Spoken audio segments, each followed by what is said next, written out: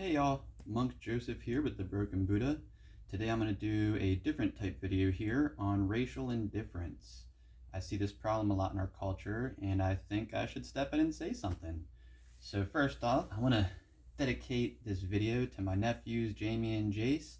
I hope this information helps you navigate racial indifference within our country and any other country you visit. Alright, so let's go ahead and get started. This is going to be a short video because racial indifference is silly and this is really easy to explain in my opinion as a scientist. And who am I to explain racial indifference? Well, I grew up in Baltimore. I was born in Queens. And genetically, I am mostly German, Austrian, Irish with 13% Jewish. But I grew up, not able to tan well in an able to tan well city. And the 13% of what I know as my Jewish heritage is just enough to be proud of and not take any crap for it. All right. So here we go. Why is racial indifference silly? Well, everybody on the planet is 95% or more Homo sapien, and the typical African or African American is right around 100% Homo sapien. Homo sapien is your most current form of a bipedal human being on this planet. So that being said, when you see a black person or African American, whatever you want to refer to people of that genetic structure as, personally, my high melanin friends in Baltimore wouldn't want to be called African or African American, but that's their right, and that's a different talk for another time.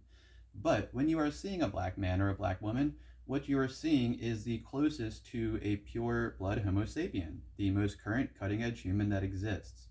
When you see a white person, you are seeing somebody that is 95% Homo sapien with a 5% Neanderthal or a Denovian DNA mix-in from before they got wiped out.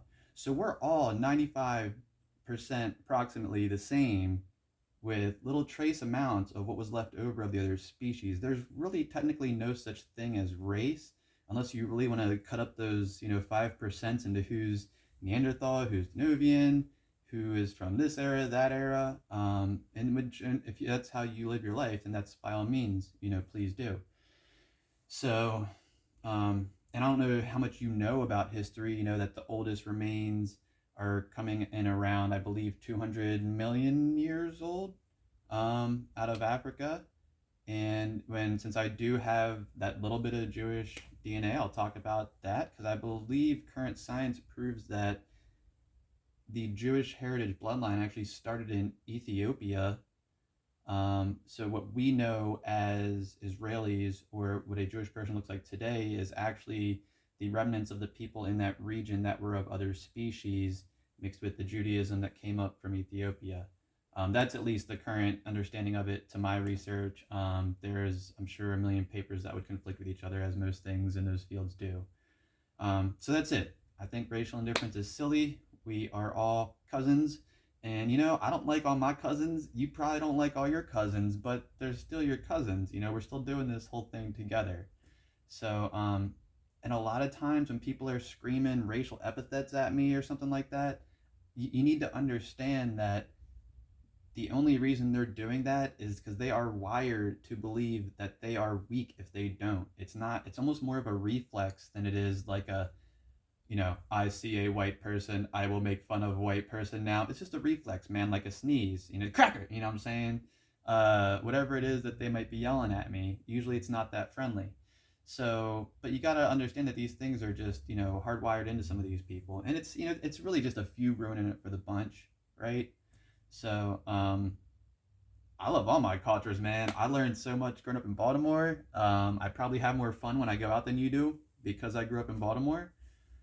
I have very much enjoyed all the Asian cultures. Some people call it appropriation. I call it living and finding my way in life.